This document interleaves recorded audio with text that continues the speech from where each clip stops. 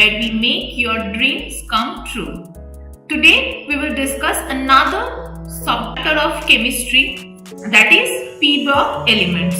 Okay, so this is the periodic table and today we will discuss group 14. Okay, group 14 family is also known as carbon family, which is comprises of generally carbon whose atomic number is 6, then silicon, germanium, tin and lead.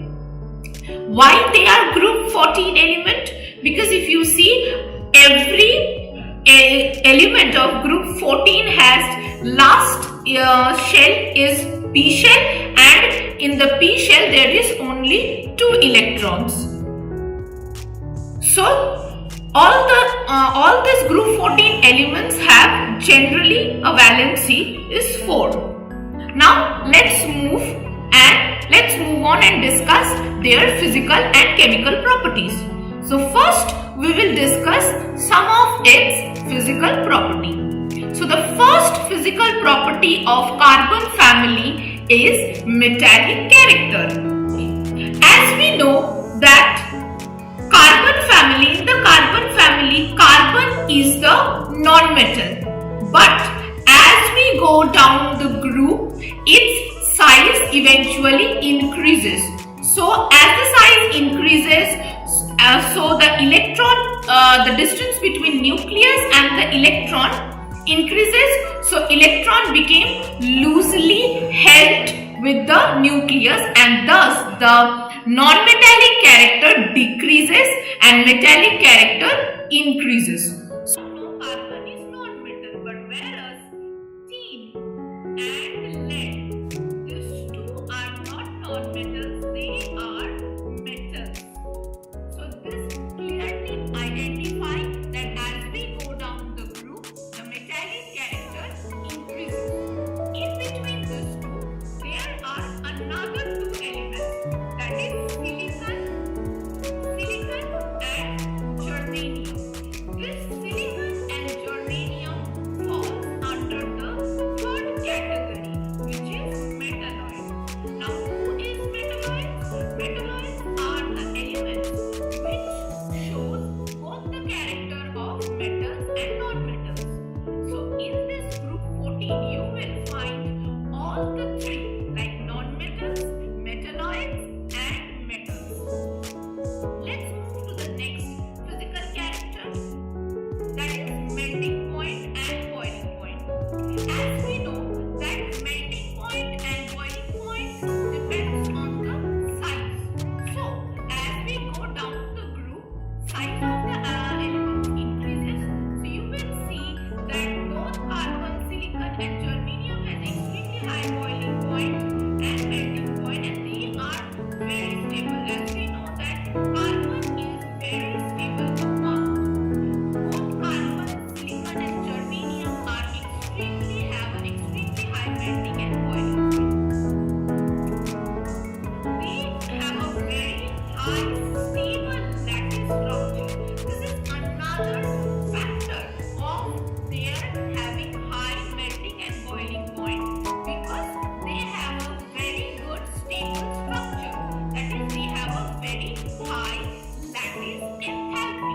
This means to break the bond or to break the structure of that compound, you need to provide huge amount of energy.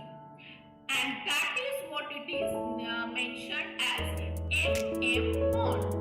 MM bond is your lattice bond, or in other words, it is the amount of energy required to completely break an element into its constituent atoms. And as we go down the group, their sizes increases, and as their sizes increases, this MM bond strength decreases. So you will see, as we go down the group, the melting point and the boiling point decreases. And this is the reason you will see that both tin and lead, being a metal, their melting point are significantly very much lower than carbon and silicon and germanium. Next is the most important factor of group 14 element, that is covalent bond. You will see that almost all the elements of group 14 are showing covalency because they can form 4 covalent bonds. The prime example is carbon. We all know that carbon can bond 4 bonds, not more than 4, not less than 4. And they all can form covalent compound, and this is a property which majorly been executed by group 14 elements. No other group generally execute this type of wide range of covalent characters. Next is our density. Density, of course, density generally rises with increase in mass, and mass depends on its atomic number. So you will see that as the atomic number increases, their mass is also increasing. So we will eventually see that the density is increasing as we go down the group, that is from carbon to lead. Another very important physical characteristics, or you can say the physical property of group 14 elements are its oxidation state.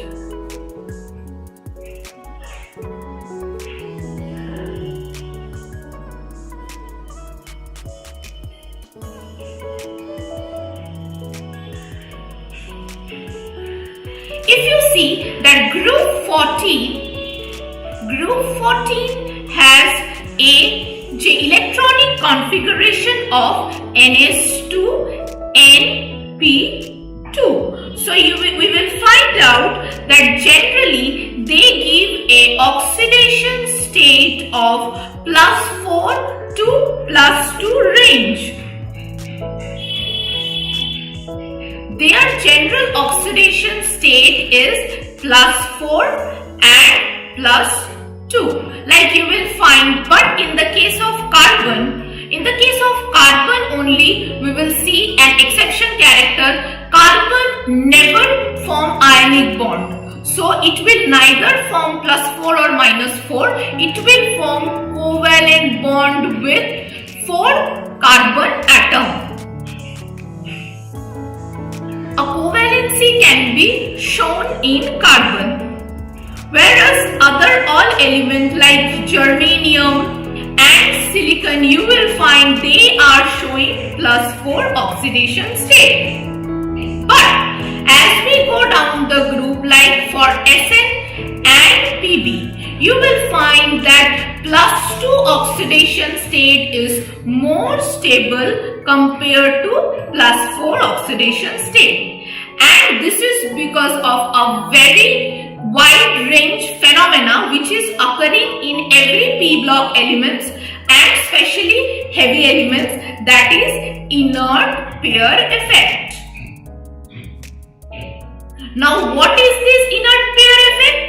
This inert pair effect is a type of phenomena where in the case of heavy elements like tin and lead, they will not participate, their s orbital will not participate in the chemical reactions. So that is why instead of +4, they can only extend its oxidation state up to +2. So a very prime example, you will find that PbO2 is a very good oxidizing agent.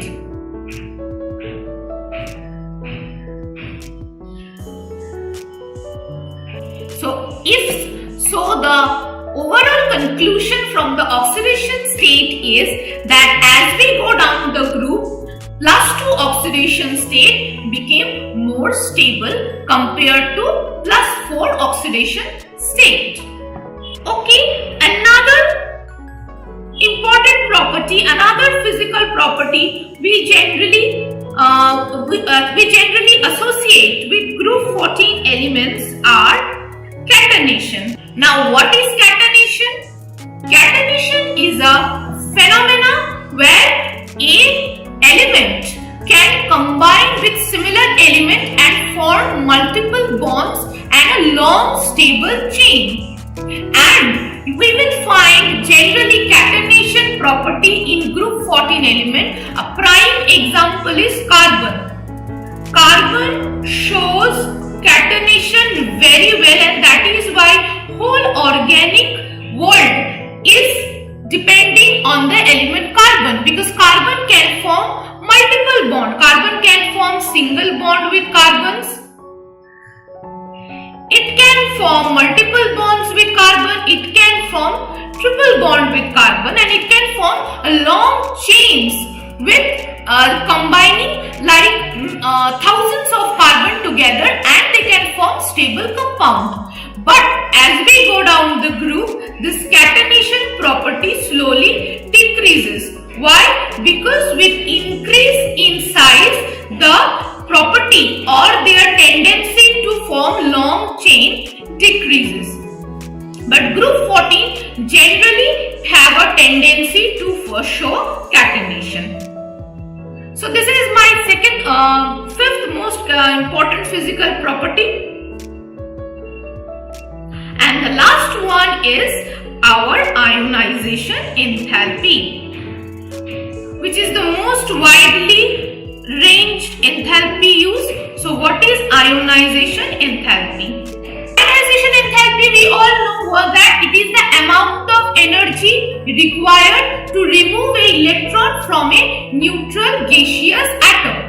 So we know that as we go down the group, the non-metallic character decreases and metallic character increases because of the size of the atom increases. So we will see that as we go down the group, the ionization enthalpy also decreases. You will find that carbon has the maximum ionization enthalpy, but as we go down the group, ionization enthalpy also eventually decreases, because as we go down the group, its size increases due to increase in size of the atom.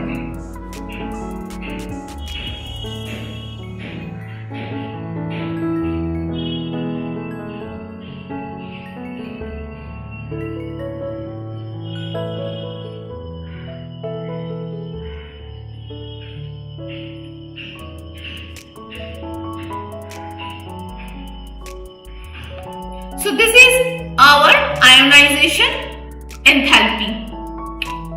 Next is another important thing is electron negativity. So let's discuss another property, that is electro. As we know that carbon is non-metal, so we know that carbon has a strong electronegativity compared to other elements like silicon or germanium. But as we go down the group, like in the case, like as we go down the group from carbon to silicon to germanium to tin and lead, we will find that its electronegativity decreases because the metallic character increases. So no more an element try to gain electron, but instead they will have a tendency to lose electron. So we will see that as we go down the group in group 14, the electronegativity decreases. So these are all about the physical property of the group 14 element. Now let's move and discuss some of the chemical properties of group 14. The first chemical property which we have to deal with is that how it reacts with halogen. Like it can be carbon or germanium or silicon, and X is your halogen. Halogen in the sense it can be chlorine, bromine, iodine or your fluorine. So let's take a very common example. If carbon reacts with chlorine, it can also form in most exhausted case CCl4, which is a very common compound carbon tetrachloride, it is known as. Then we can also give SN. SN can also react with chlorine, but it can form SnCl2 instead of SnCl4, because as we have already mentioned that as we go down the group, lower oxidation state is more preferred. So all the halogen can react with group 14 element to form either tetrachloride or normal bichloride formation. Let's move to another type of reactions where the group 14 element can combine with oxygen. Let's take an example of lead. Lead can react with oxygen and form lead oxide, which is a monooxide. Whereas this lead can also further react with oxygen. This lead can also react with oxygen and form lead dioxide. In the same way, carbon can react with oxygen, and we know it can form a very stable dioxide, that is carbon dioxide. So you will find that all the group 14 elements like carbon or like lead or like tin, like Sn, can react with O2 and form SnO2. So we will find that each and every element of group 14 can react with oxygen and can form either monoxide or a stable dioxide compounds. We also know that carbon dioxide is gas, but this solid, when we solidify carbon dioxide, this solid carbon dioxide is famously known as dry ice. Let's move to the next part, reaction with nitrogen. Let's move to the next part, that is reaction with nitrogen.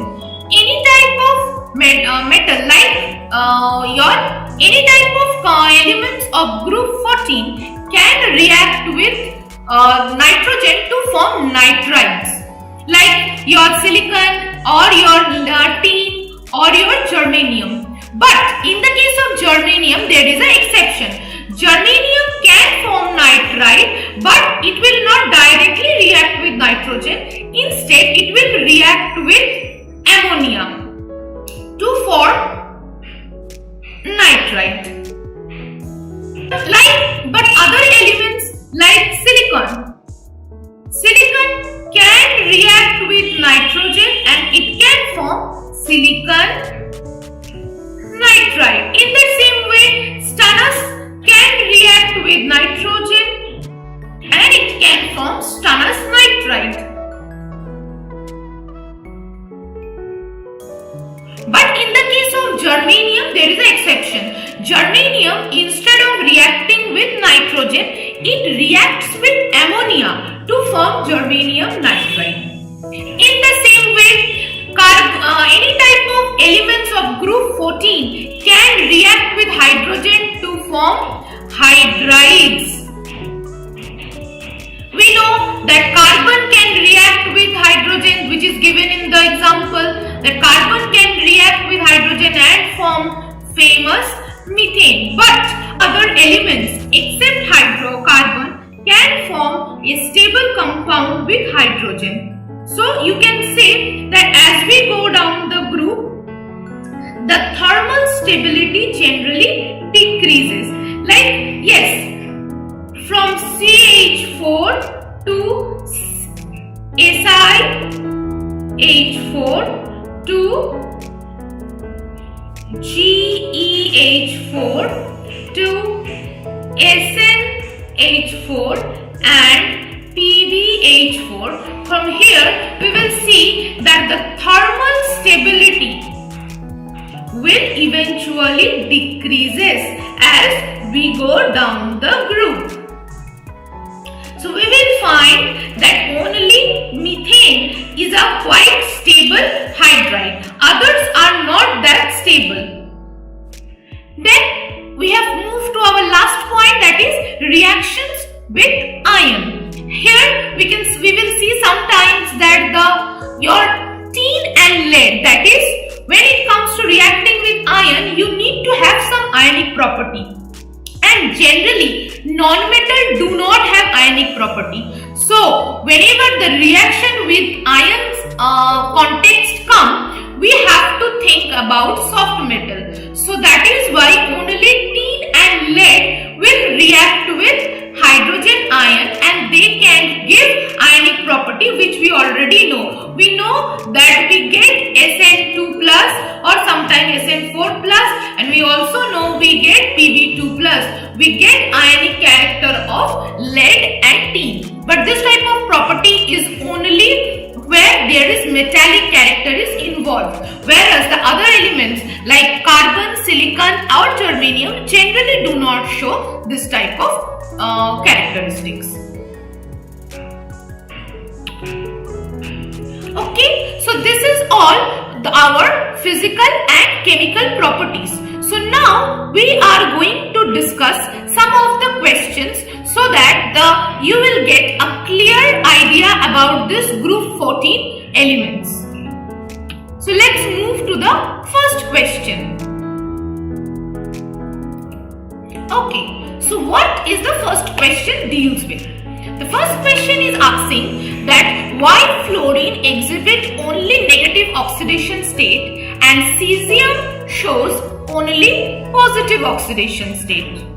Now let's see the first question. The first question is asking that why fluorine exhibit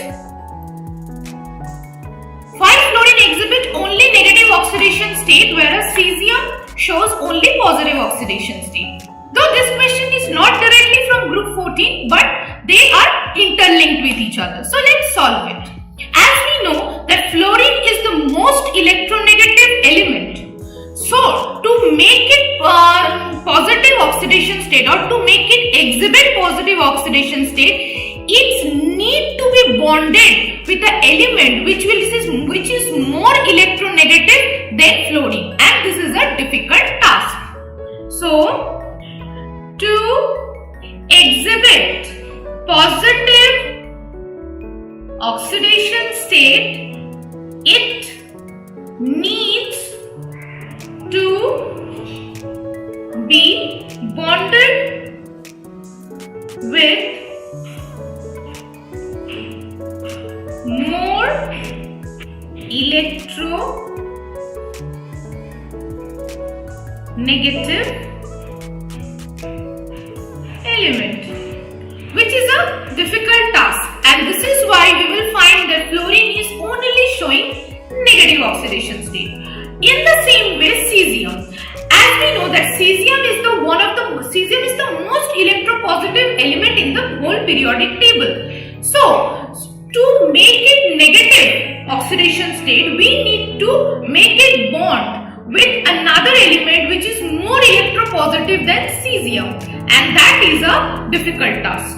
So in the same way, just like fluorine, to exhibit negative oxidation state, it needs to be bonded with more electropositive element.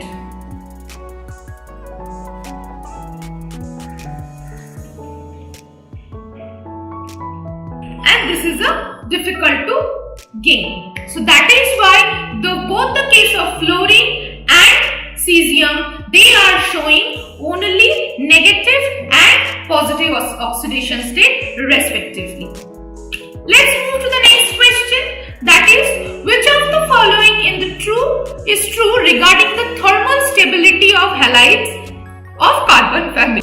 There are four options given. One is CH4, that is carbon tetrahalide or silicon tetrahalide or germanium tetrahalide, stannous tetrahalide or lead tetrahalide.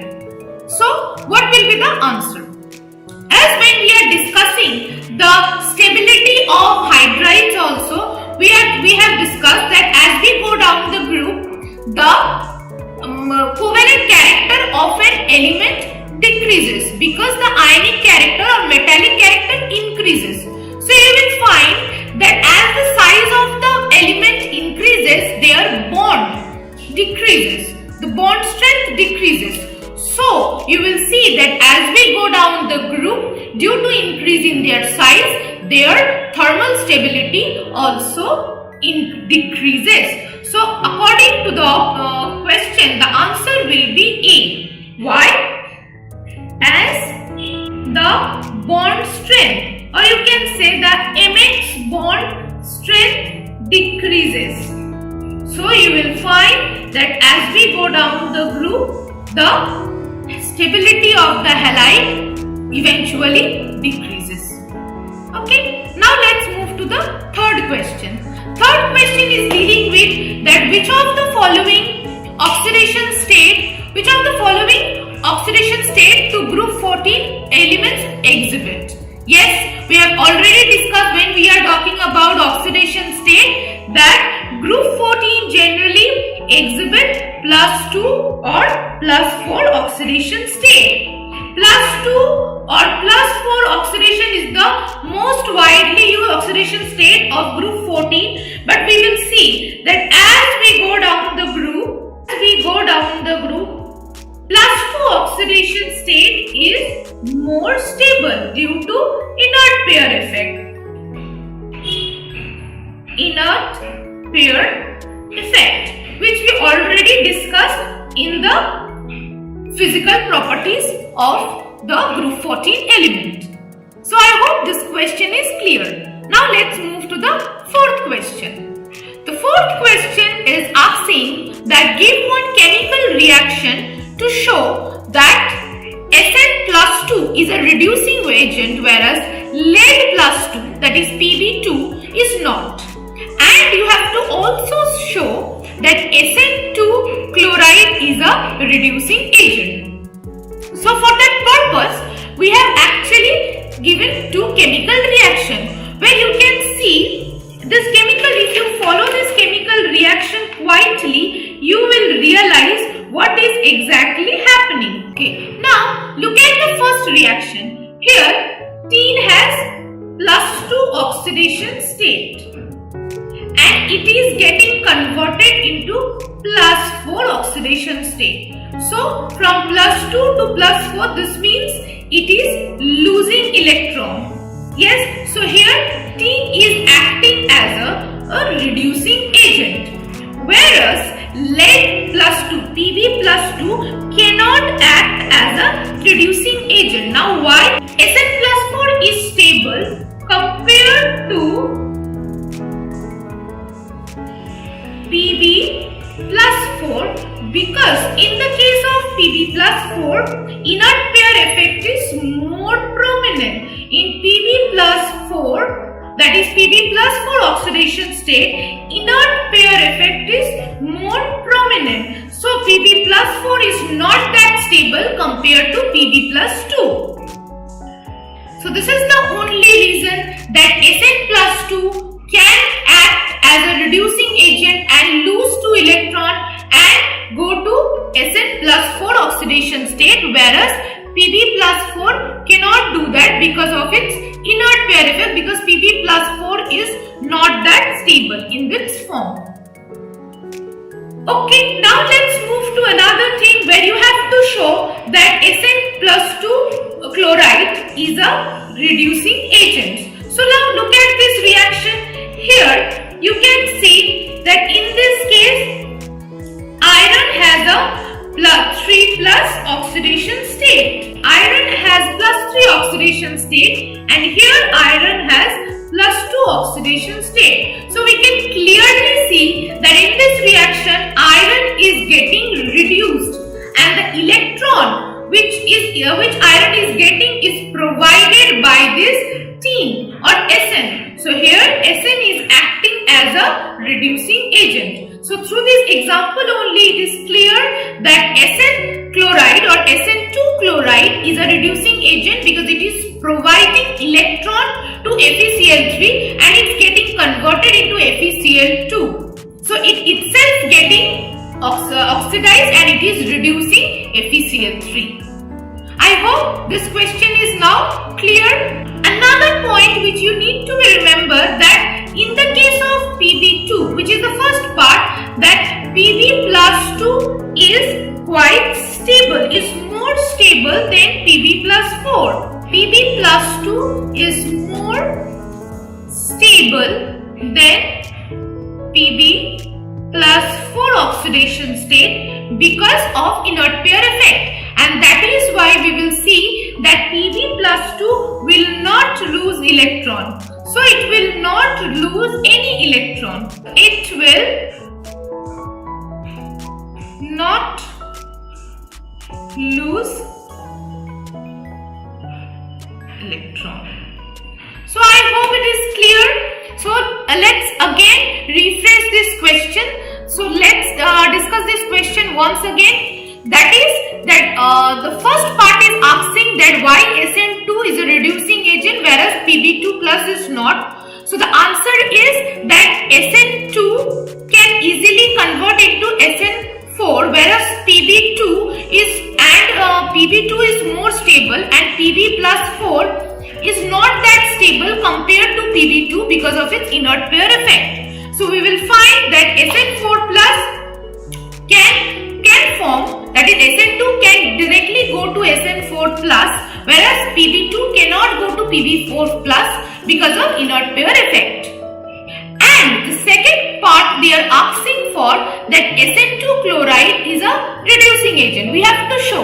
So let's see the second example where we can see that SnCl2 is reacting with FeCl3 and it's forming SnCl4 and FeCl2. So in this case, look at this.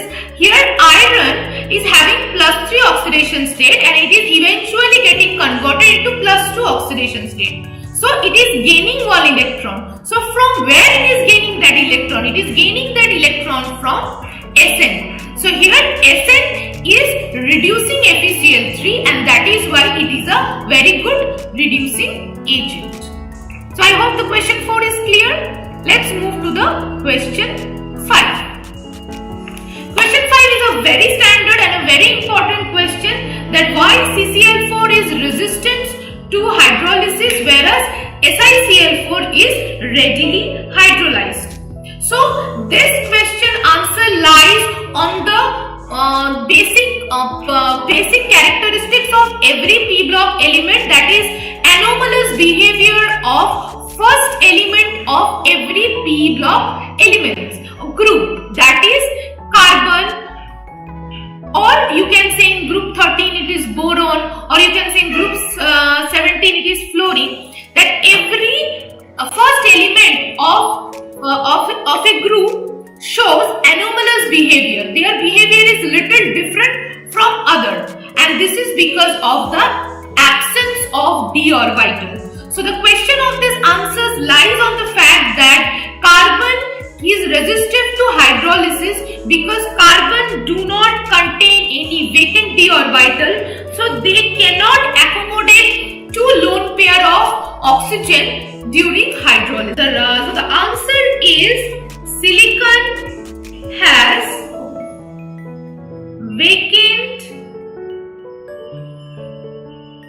d orbitals, so it can accommodate a lone pair of electron from oxygen during hydrolysis. Oxygen of water during hydrolysis, whereas carbon cannot, because carbon do not have any vacant d orbital. So this is the answer of this question, that is that CCl4 cannot do hydrolysis because they do not contain any d orbital, whereas SiCl4 can do hydrolysis because it contains vacant d orbital. That's all for today's video. If you like this video, please like, subscribe and share Newton Gate Academy. Thank you.